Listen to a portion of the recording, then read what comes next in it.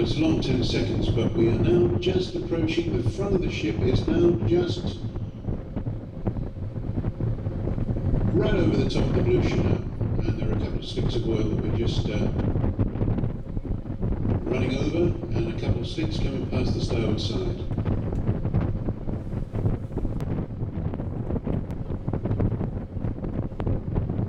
So I'll give you a little break now, get you back to snoozing, and come back to you in just about 45 minutes and tell you something more as we sail into Oslo.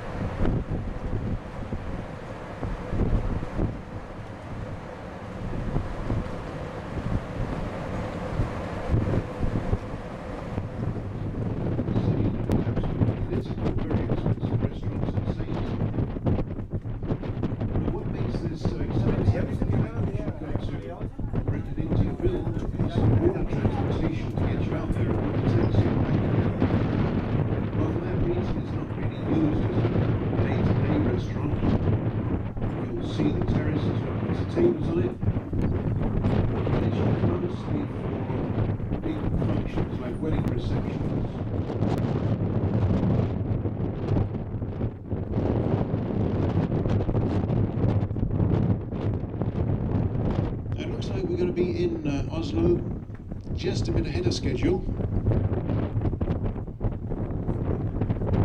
So as this is our first port of call, and mostly for those of you that have never cruised with us before, Princess Cruises, let me just give you a few words of advice about procedures for going ashore here.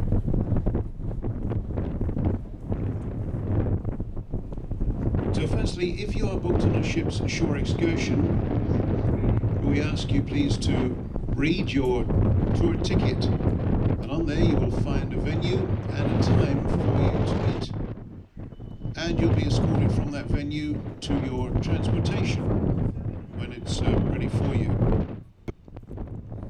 Over on the left hand side now you've got a good view of that red brick building at the water's edge. That's the Maritime Museum. Many of you will be visiting there today sometime. And the tall A-frame building, the yellow building, that's the Fram Museum, with that polar explorer explorer ship, the Frem, inside there. Next to it, the smaller brown A-frame building that used to be actually the Kontiki Museum, but now it's a Coast Guard museum. And the Kontiki is just across the car park over from the Frem. So that's the area for the Frem, the Kontiki, and your Maritime Museum. That's the second stop on the ferry boat that leaves from just in front of the City Hall. Beyond there you can see a very tall building nestled among the trees much further away.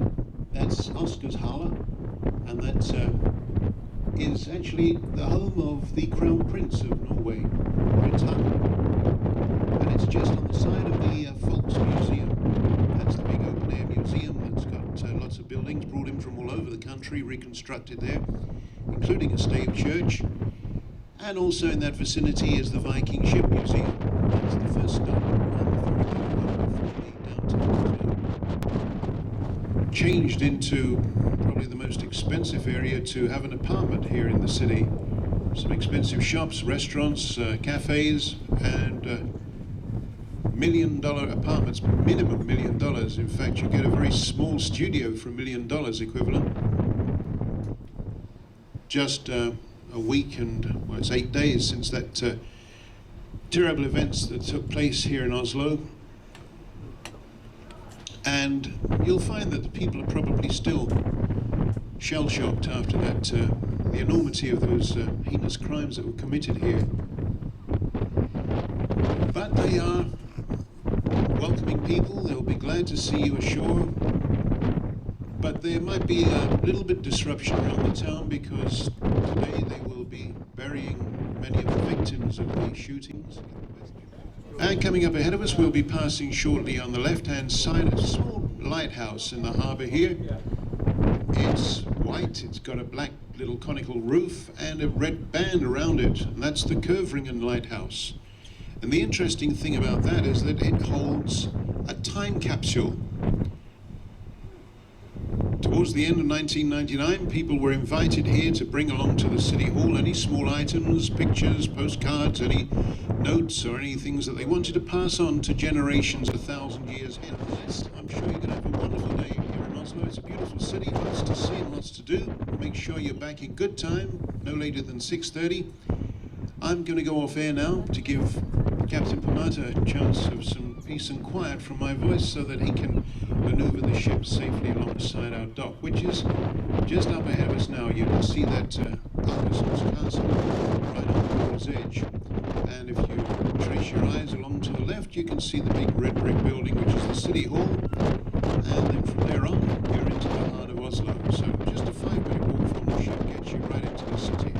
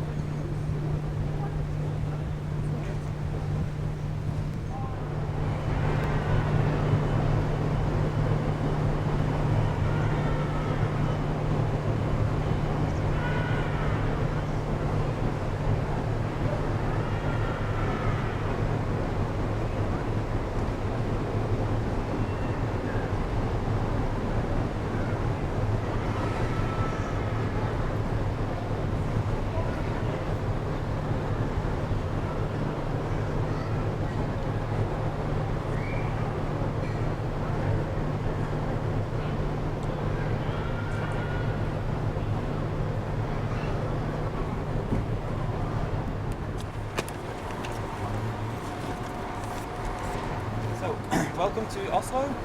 My name is Aksel, A-K-S-E-L, and I'll be your guide for the next 3 hours on a city walk through the main, some of the center. You know that this has been a special week for us in Norway and in Oslo. So you'll see that the city is full of flowers everywhere. We had 200,000 people here on Monday on the City Hall Square, remembering the dead ones. Behind me here is the monument of the ferry disaster Scandinavian Star. That was a ferry going between Oslo and Denmark every day, and it caught fire in April 1990, and 159 people were killed in that fire. So, this is the main harbor of Oslo for the smaller ships. Here, over there on the other side, there are some private boats, and in this part there are fishing boats coming in with shrimps and trout and other fish to sell. This part of the harbor is called Vika, and you know the word Viking, and that means a person from Vika, and Vik means bay or the inner part of a fjord. So the word Viking just means a person from this area. There is the Oslo City Hall. City Hall was finished in 1950. It was a 30-year or 40-year process. It was supposed to come everything up on the wall. There is Oslo's patron saint, Saint Halvard, the same one that is on our coat of arms, which you can see here. We'll see different variations of this theme inside the City Hall too. Saint Halvard was a farmer living in the 11th century, a bit west of Oslo. He was related to the Norwegian kings, so he was of quite a good family, but he was a farmer. And he was out walking one day, and then this young woman came running towards him. And she said that she was followed by 2 men that accused her of having stolen from them. She said that she was innocent and asked him to help her. So he took her out on his boat, out on the fjord near Drammen, a bit west of here. But the 2 men followed them and shot at them with their arrows and killed both of them. And when the Pope heard that, he was declared a saint by the Pope in Rome. So this is the courtyard, of course. Just a few words about the City Hall before we enter it. It was finished in 1950 after building in 20 years and planning 20 years before that. And all the material, all the artists, the architects, the craftsmen, everyone was Norwegian. And outside here there are 16 wooden reliefs displaying different stories from Old Norse mythology. Maybe you know Odin and Thor and the other ones. Thor is up there, god of thunder, with his hammer. When he's hammering with it, we have thunder in the world, if you choose to believe it. The first one there is Ask, that's the Old Norse mythology version of Adam. And Embla on the other side, our Eve, or not our Eve, but the Vikings' Eve. Anyway, and of course, the Old Norse mythology is heavily. So this is the main hall. This is one of this is one of Norway's biggest rooms. It covers 1,500 square meters and it can host 1,500 people. And of course, the main event here is the Nobel Peace Prize ceremony in December each year.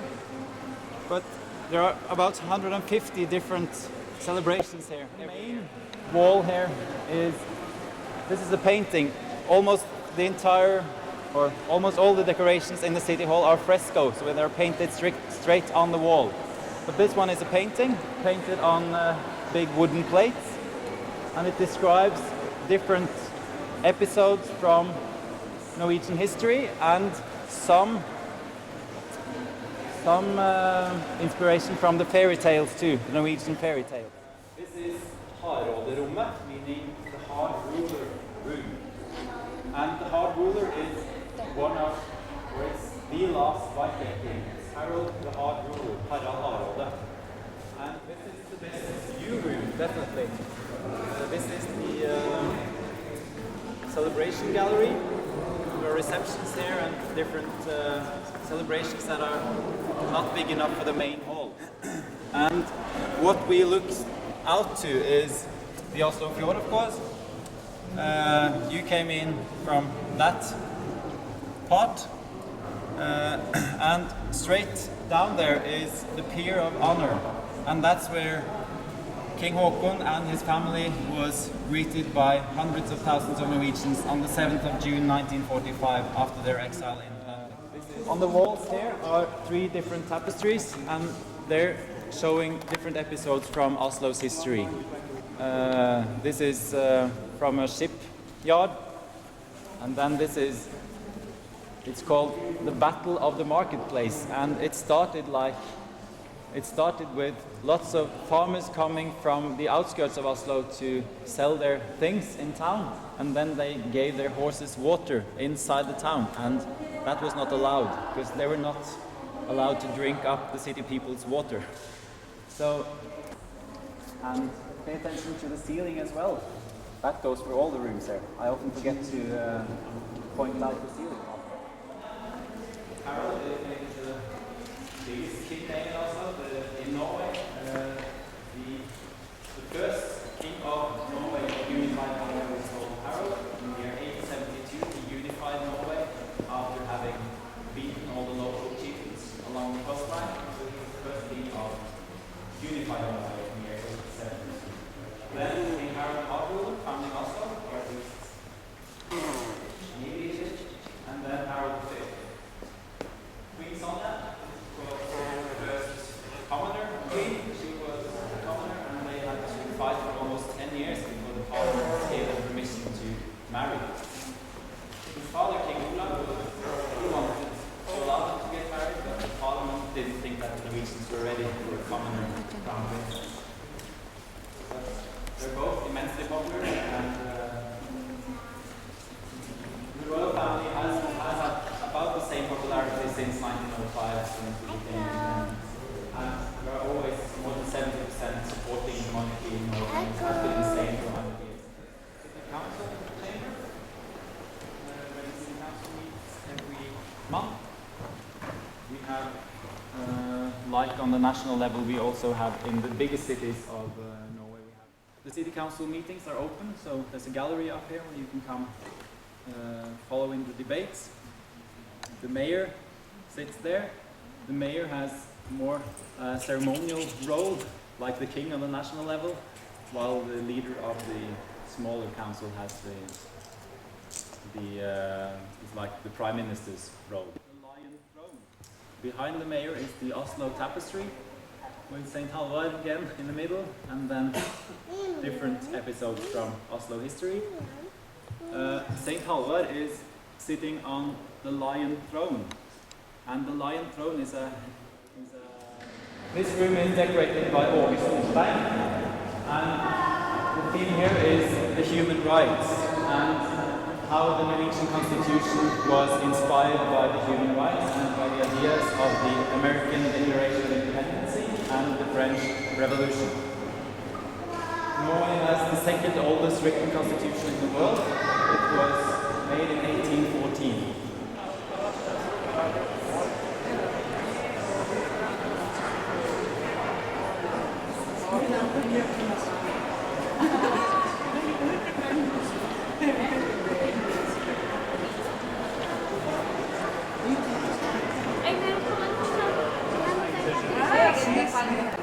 In that direction you see this yellow building with two towers.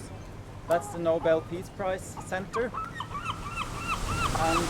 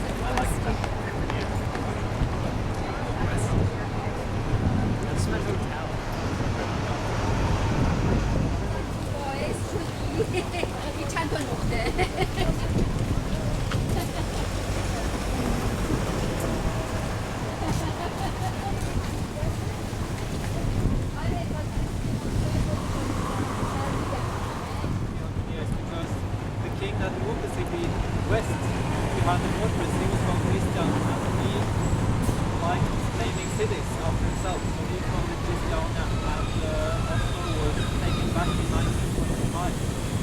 So, Nei, jeg har egentlig ikke gjort så mye.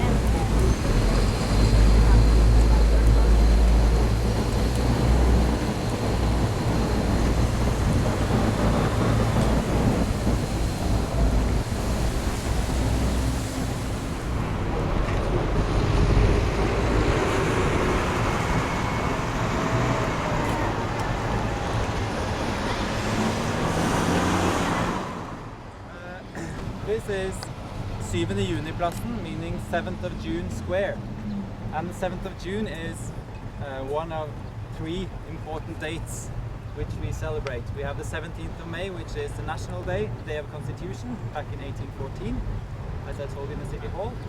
Then it's the 8th of May, which is Liberation Day after the German occupation, 1945. And then it's the 7th of June, which have 3 different symbols to it. 7th of June is the date the Norwegian Parliament declared independence from Sweden in 1905.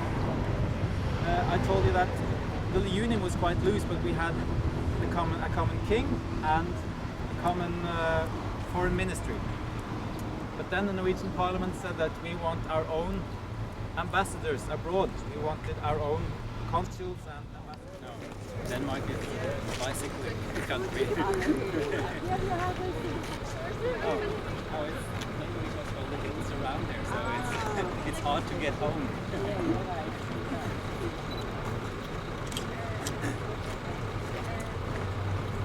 Okay, come a bit closer, maybe.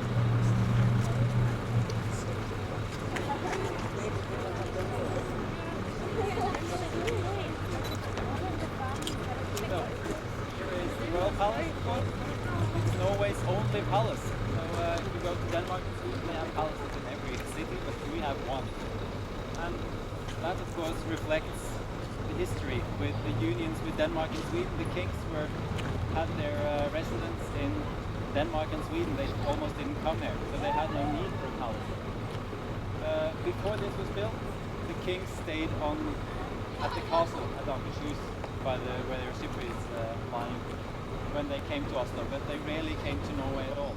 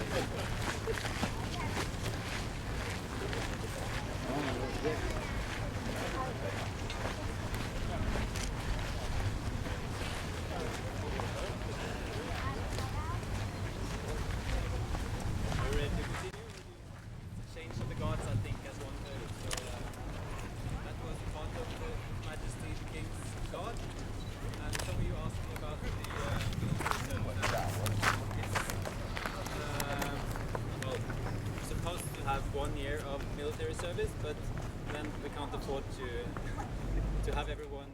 Oslo is more than 1,000 years old. We're the oldest capital in Scandinavia, and we're also the least populated one. It's only 600,000 people living in Oslo, but in terms of area, it's actually one of the world's biggest cities, and that's because of all the forests, of course. The slogan of Oslo is the blue and the green and the city in between. And you see behind us we have green hills around the entire city, forest lands, woodlands. Now we're outside the university. Before the 19th century, Norwegians that wanted to have education had to go to Denmark or to Germany because there was no universities in Norway at all. Because everything happened in the capital. That was the important thing.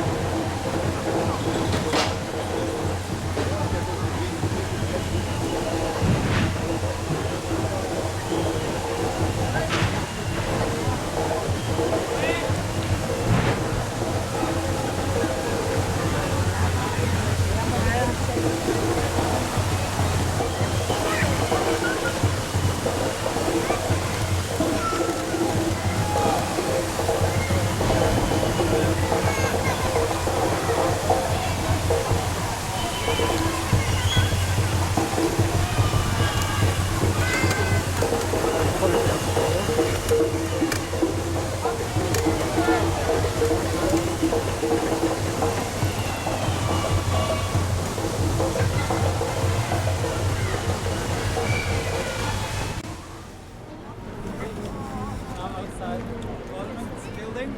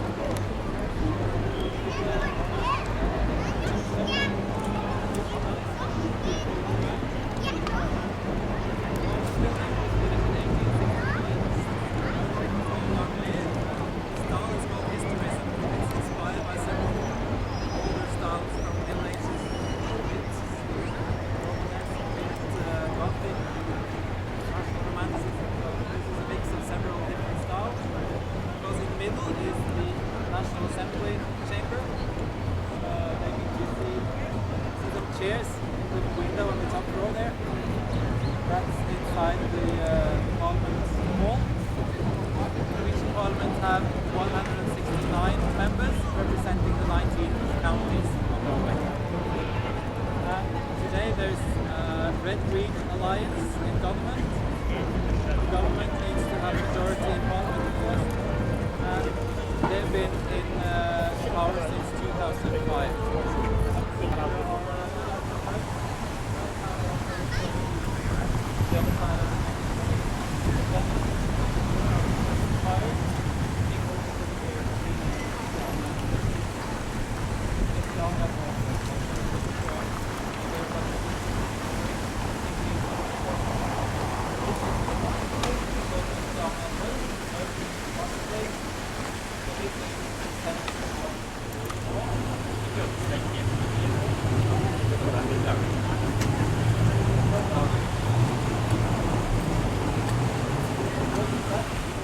Saying, Christian IV saying, he should the city lay. Straight ahead of us, the old city hall from that period of time, built in 1630s, and the oldest building from this area on our left-hand side, the home of the administrator of the city. Welcome you to the bus and to Oslo. Hope you had a good day this far. The weather is nice. It's a beautiful day. We're gonna stay together for about 3.5 hours. We're gonna drive through the city center. Then we'll walk for about 45 minutes in the Vigeland sculpture park. And then we'll go to the bus again at the end of the park, and we'll go up to Holmenkollbakken ski arena, the ski arena for Nordic skiing, and then we'll have a photo stop up there, and then we'll go down to the Viking Museum, and then we'll go back to the ship again. Before we drive into the city center, we actually we suggest we make a quick stop. You can take photos, of course, of the new opera in Oslo. You see it coming up on the right hand side, straight ahead. You can see people walking on the roof. It's a nice place you can walk, and you can almost do picnicking, and we have festivals outdoor there also quite often.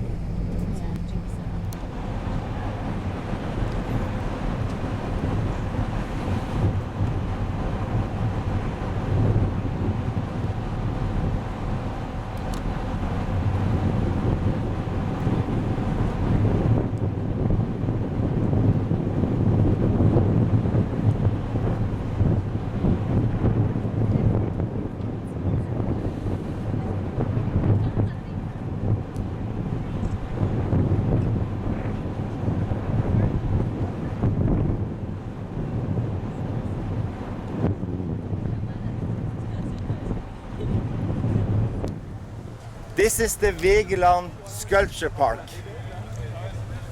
The main man behind the park is of course Vigeland, Gustav Vigeland, born in 1869 and died in 1943.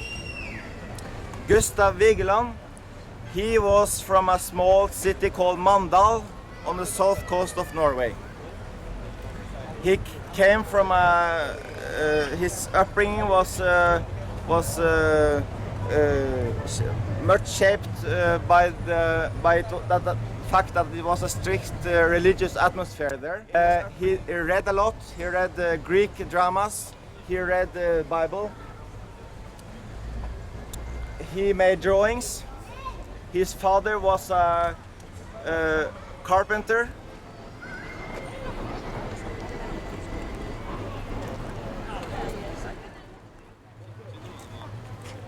Here we have the bridge with the bronze statues.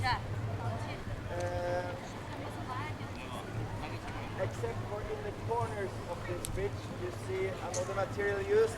That's the granite, and that's also repeated in the park. This material. In three of these corners, there is a man hiding a lizard. Here we can see the man winning, having control over the lizard. But in this fourth one, there is a woman, and it's showing her to be maybe to be submissive, showing the nature of woman. So maybe we here see the difference between man and woman.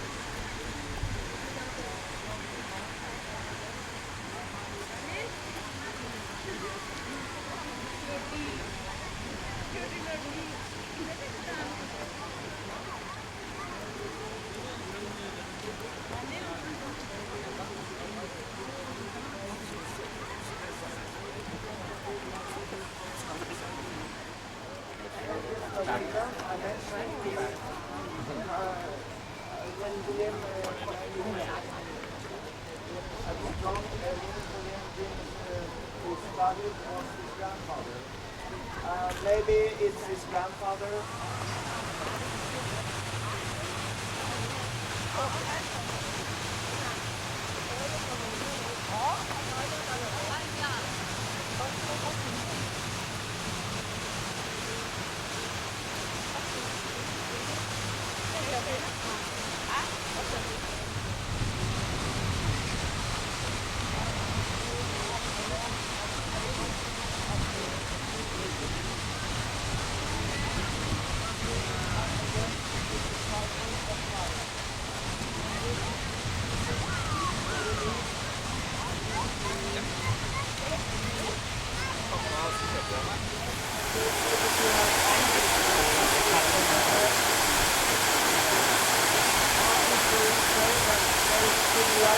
And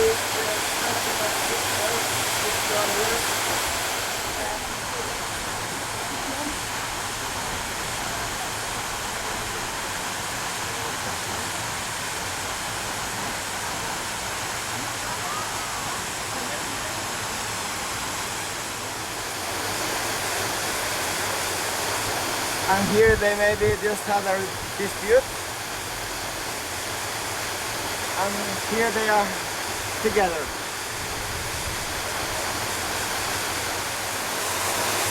And maybe here we can see the boy is wondering about what happened, and what happened comes next here.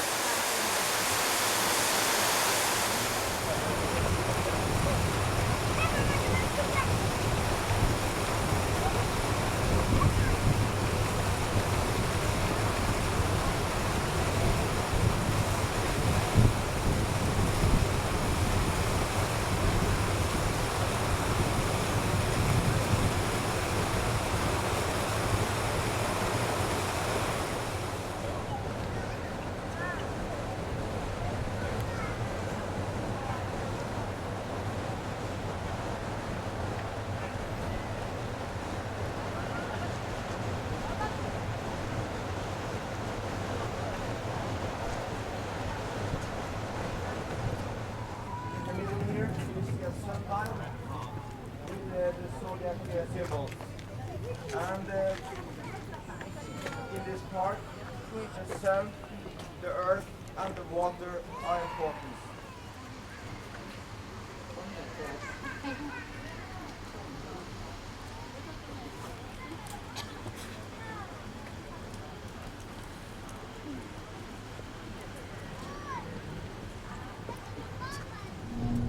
So now you'll be able to see the ski jumping hill on our left hand side. It has room for 20,000 sitting spectators and 10,000 standing. It's a modern hill. It's the only ski jumping hill in the world today which has permanent windshield.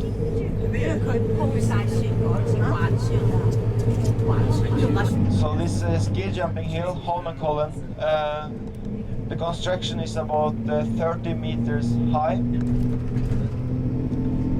It's a so-called big hill, meaning it's 120 meters long, and the record is made by, this far, is made by Andrea Koffler from Austria, 141.5 meters.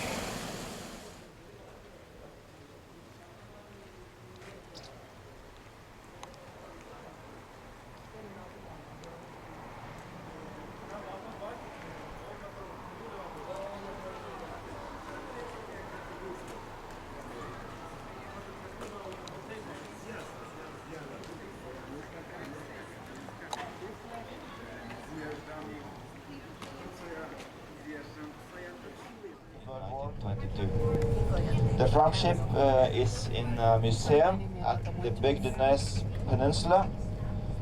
That's where we are going now, to that peninsula. There are other maritime museums there. One of them is the Viking Ship Museum.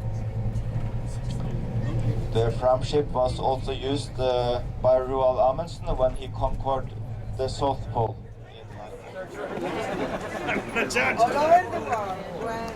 This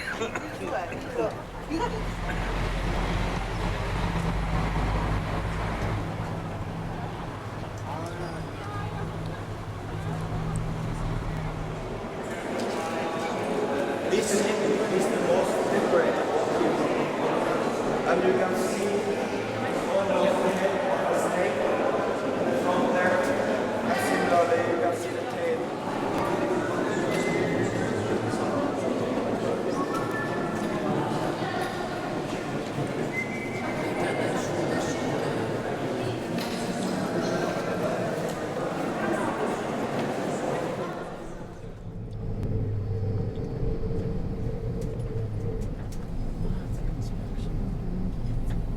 Probably a good sign.